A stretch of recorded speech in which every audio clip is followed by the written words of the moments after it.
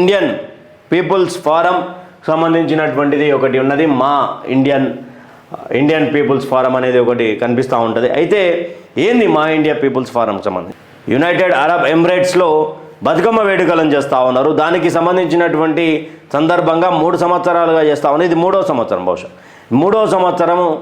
ఇక భారతీయ జనతా పార్టీకి, తెలంగాణ భారతీయ జనతా పార్టీకి సంబంధించినటువంటి నాయకులకు, విశిష్టత కలిగినటువంటి నాయకులు, అరుదైన గౌరవం అందిందనుకోవచ్చు రామచంద్రరావు గారి నాయకత్వం. బతుకమ్మ సంబరాలు, Bathukamma celebrations, Telangana floral festival, Telangana సాంస్కృతిక పూల వైభవం అంటూ కూడా ఒక టైటిల్తో కనిపిస్తూ ఉన్నది. రామచంద్రరావు గారిని గెస్ట్ ఆఫ్ హానర్గా పిలవడం జరిగింది.